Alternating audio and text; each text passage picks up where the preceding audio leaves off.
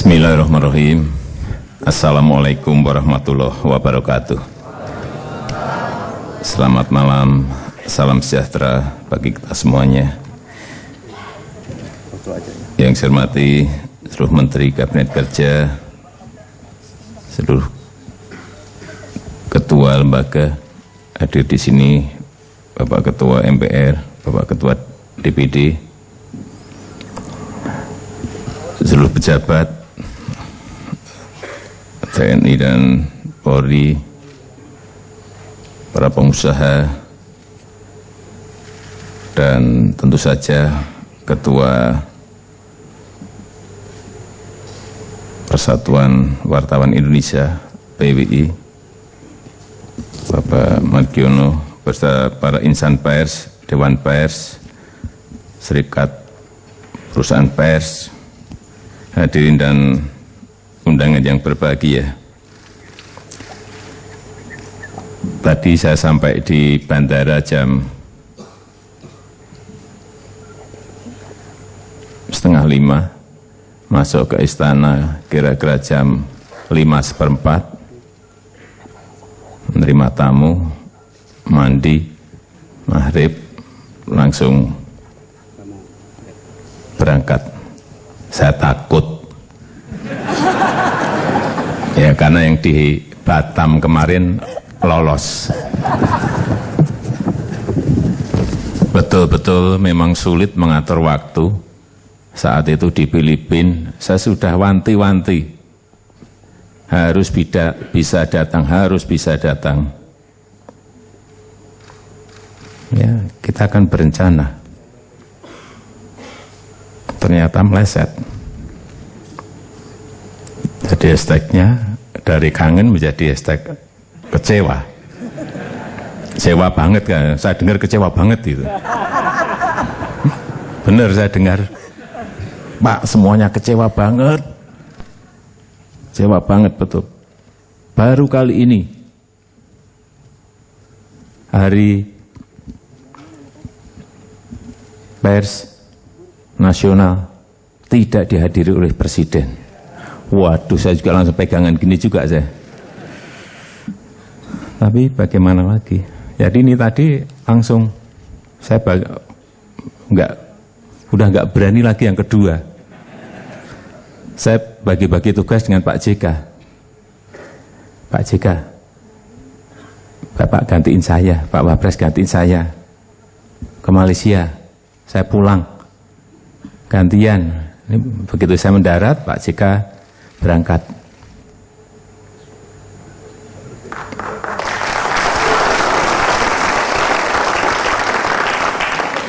Coba sampai kayak gitu.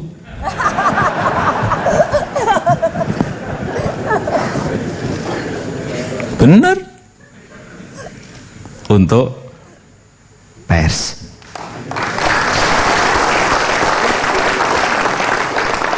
Dan saya senang malam hari ini bisa hadir di forum silaturahmi, forum silaturahim pers nasional.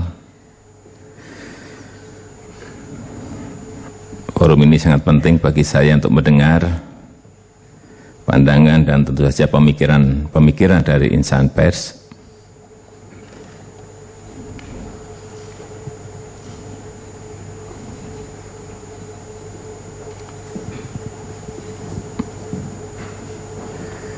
Dan sekaligus mempererat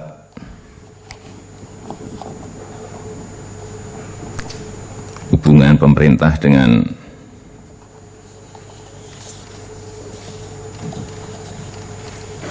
pers. Dan saya kira kita beruntung semuanya bisa hidup di sebuah era kemerdekaan pers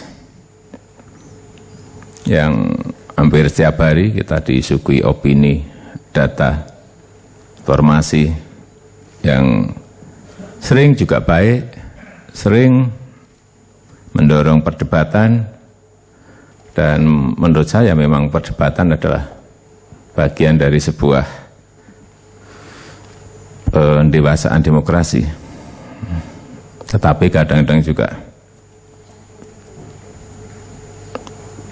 membuat kita capek. Dan kita ingin mempertahankan fungsi pers sebagai fungsi kontrol dalam kita berbangsa dan bernegara. Saya selalu, nggak pagi, nggak siang, nggak tengah malam, selalu buka, entah yang media mainstream, media online, sampai yang kecil-kecil pun saya baca semuanya. Jadi kalau ada yang nulis-nulis yang aneh-aneh, yang melintir-melintir,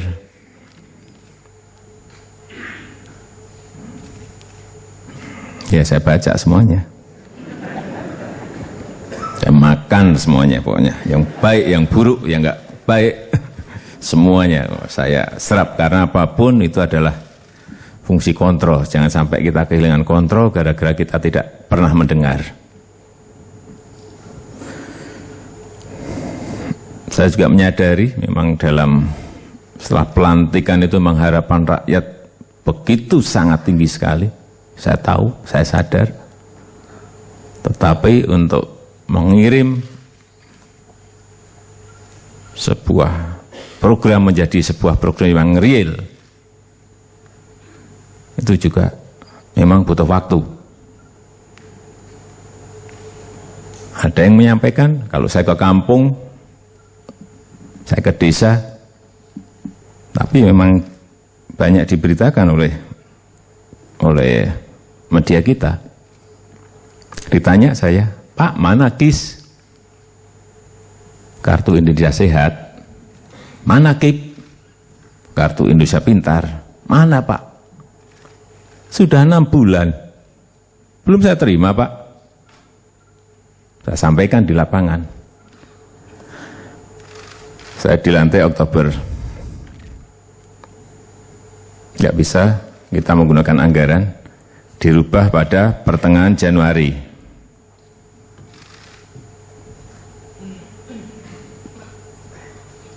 Untung saja juga mulus. Sehingga pertengahan Januari dok oleh Dewan. Nah, kalau namanya di pemerintahan itu masih butuh waktu untuk proses administrasi, proses lelang, yang kurang lebih itu makan waktu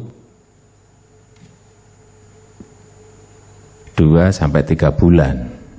Nah, sekarang inilah waktunya sudah mulai pelaksanaan. Jadi kalau nanti ada yang bertanya lagi, Pak, mana kartu Indonesia Sehatnya? Mau minta berapa?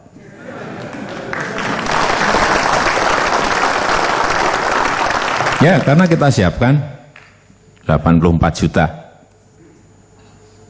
Tiap hari saya sekarang kemana mas? Udah bagi. Pak, mana kartu Indonesia Pintar? Mau minta berapa? Ada 18 juta yang sekarang mulai kita bagi. Karena dulu proses pembuatan kartu itu pakai lelang. Nanti nggak lelang,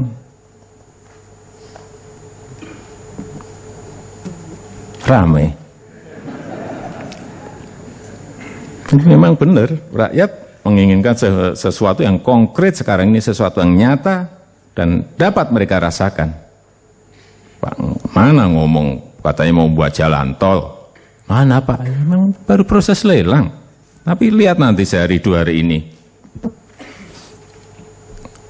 Jalan tol Lampung sampai Aceh, Trans Sumatera, tol Trans Sumatera. Insya Allah dalam sehari 2 hari ini akan kita mulai. Dan saya ikuti terus ini gimana, pembebasan lahan sudah belum? Sudah dimulai pekerjaannya belum? Saya ikuti, hari per hari saya ikuti seperti itu.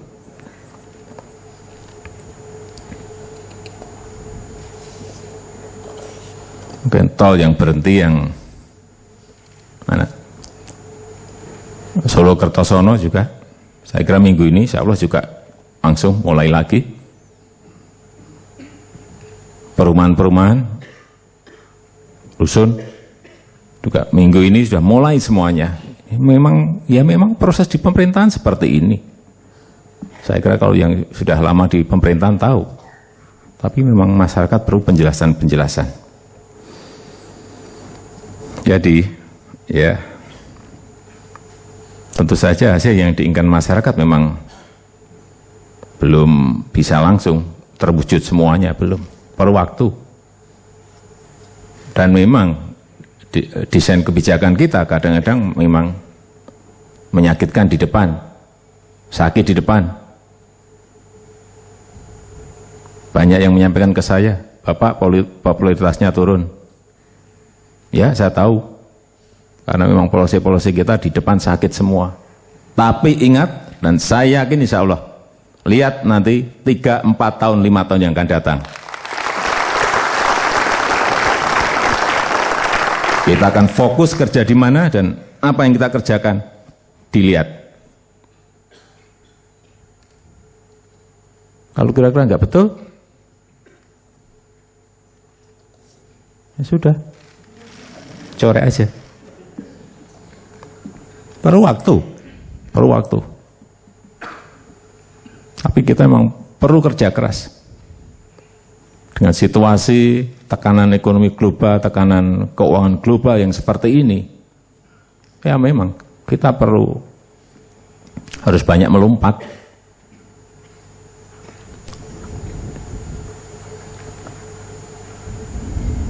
Sebetulnya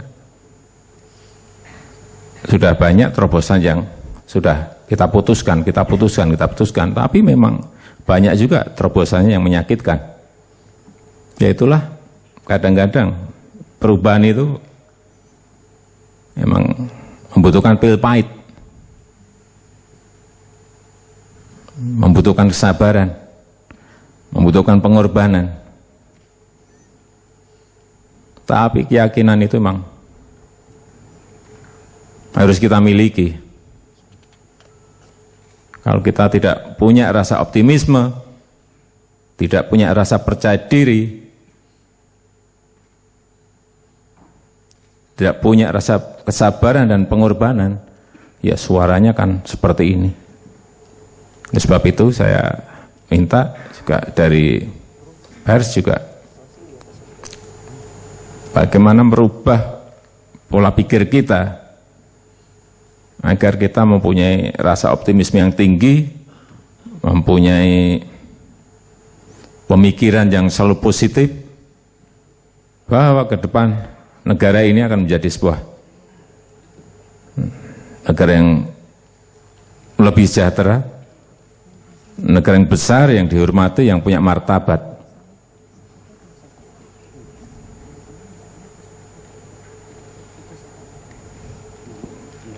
Kalau kita mau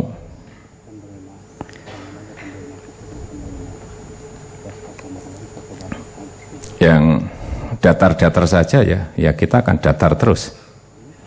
Tapi memang kadang-kadang perlu sebuah loncatan keberanian yang memang kalau itu diperlukan pasti saya putuskan. Ya mungkin sudah berkali-kali saya sampaikan, misalnya keputusan pengalihan BBM.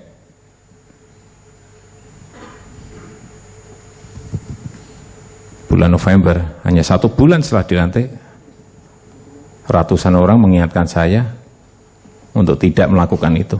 Tidak, menurut saya kita sudah boros terlalu lama. 300 triliun per tahun. Kalau 10 tahun, 3.000 triliun. Kalau 20 tahun, 6.000 triliun. Kalau 30 tahun, 9.000 triliun yang kita bakar setiap hari, kita bakar. Buat saya, stop, kita harus masuk kita alihkan itu ke hal-hal yang produktif. Tapi memang sakit. Tapi kalau fokus kita ini nanti betul-betul kita jalankan, saya meyakini nantinya akan terjadi sebuah penurunan harga karena biaya transportasi itu menjadi jatuh separuhnya karena infrastruktur kita siap semuanya. Nah, biaya transportasi kita 3 kali sampai 2,5 kali dibanding negara tetangga kita.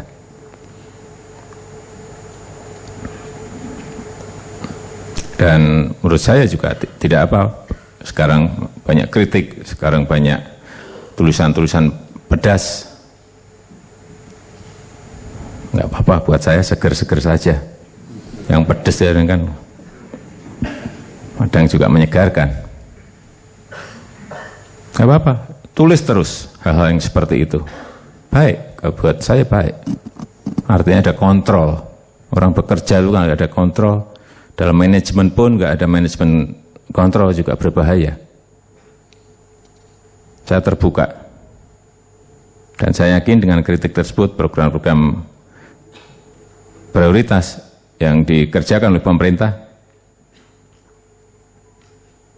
yang ditunggu dan diharapkan rakyat, bisa berjalan dengan lebih efektif dan lebih baik. Saya menaruh harapan yang besar terhadap peran media dalam pembangunan baik ekonomi, politik, sosial, budaya ke depan, dan saya harapkan agar kekuatan dan akurasi data semakin terus diperbaiki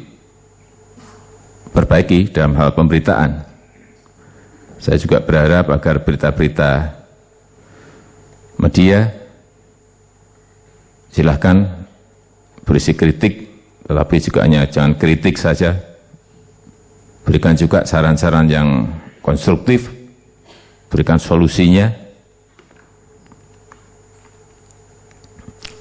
Dan kita harapkan media akan menjadi sandaran pengetahuan, sandaran toleransi, sandaran kebersamaan kita, dan juga mempunyai peran edukatif, peran yang mendidik, dan peran yang mencerahkan masyarakat.